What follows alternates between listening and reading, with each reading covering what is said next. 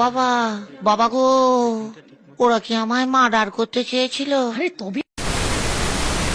আজ একটা বিরাট ফাটাফাটি হয়। আল্লাহ এক মুখে যে এত কথা কয়, আল্লাহর মুখ কয়টা? খালি কয়টা না, ওটা মুখ না হুক, এটাও আমার জানা দরকার। আল্লাহর সাথে পাল্লা কইরা আমি তো আর নতুন করে একটা আল্লাহ হইতে পারবো না নাকি? আল্লাহর সাথে আর একটা আল্লাহ হইলে পাল্লা ভালো। তো আরো 10টা 20টা আল্লাহ, 200 আল্লাহ যদি আরো বানাই দিতে, তাহলে তোমার আরো দাম বাড়। কোনো গু আমার আমি কিছুই পাই।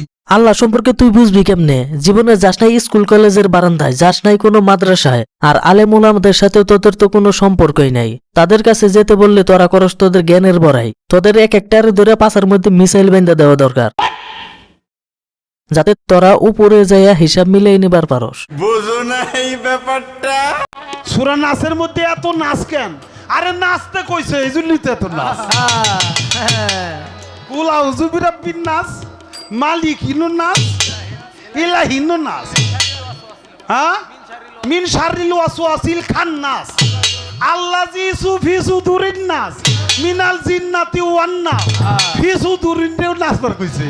কোরআন হাদিসের জ্ঞান নাই কেন তুই ব্যাখ্যা করতে যাস?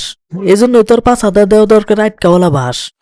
সঠিক বলেছেন, আপনার বুদ্ধি ভালো। ইসমাইল হলো বান্দির ঘরের ফলাফা। এখান থেকে মুসলমান জাতির শুরু।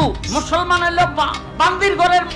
ওখানটা মূর্খ বলে কি আমরা মুসলমান হয়ে আবার এই সমস্ত মূর্খদের ভাড়া করে আনি বাউল গান করার জন্য, আর আমরা মূর্খ থাকার কারণে বুঝতেই পারি না যে তারা কতটা জঘন্য। তারা প্রতিনিয়ত এভাবে মুসলমানদের নিয়ে বিভ্রান্তিকর কথা বলে যায়। এইটা কি কোনো কথা হবে? কোন নারী যদি বাংলাদেশে সুন্নতে খাতনা না করে, একটা মুসলমান না, সকলে আর হিন্দুর মধ্যে আছে। মিথ্যা কথা, আমি বিশ্বাস করি না। বুঝছি ভাই বুঝছি, তুই তোর মা বোন আর তোর বউরে নিজ হাতে সুন্নতে খাতনা করাইছস।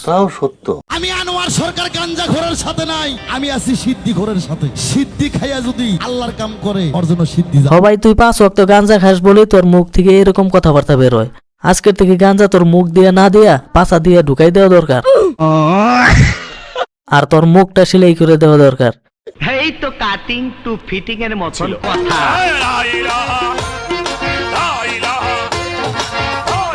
এই মাদার তুসের পাছা দিয়া বাঁশ দিয়ে আটকাওয়ালা।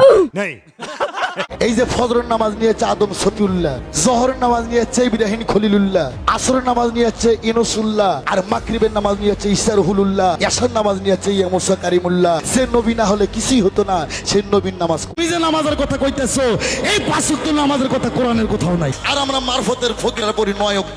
হাইগা হুসস কিনা তা নিয়ে সন্দেহ আছে। আবার তুই নাকি পড়স 9 ওয়াক্ত নামাজ। বুঝছি একবার পরস তোর বউর সাথে, বাকিগুলা জঙ্গলে আর পাট খেতে। সাধারণ মানুষের মাঝে এই সমস্ত কথাবার্তা বলে বিভ্রান্তিকর তথ্য ছড়ায়, তাহলে বাংলাদেশের মানুষ নামাজি হবে কেমনে? আর তাদের কথা বিশ্বাস করলে ইমানটাই বা থাকবে কতটুকু? নিঃসন্দেহে তুই ঠিক কথা বলেছিস। এদের কারণে সমাজে শিরক ছড়াচ্ছে। তাদের ভক্তরা তাদেরকে সেজদা করে। ये सब क्या देखना पड़ रहा है? अच्छा है मैं अंधा हूँ। অথচ ইসলামী শরীয়তে আল্লাহ ব্যতীত অন্য কাউকে সেজদা করা হারাম।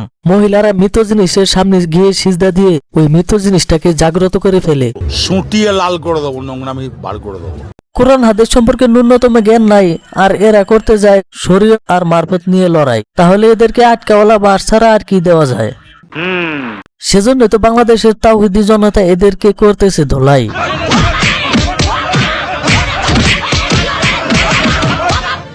ও বাবা, বাবা গো, ওরা কি আমায় মার্ডার করতে চেয়েছিল?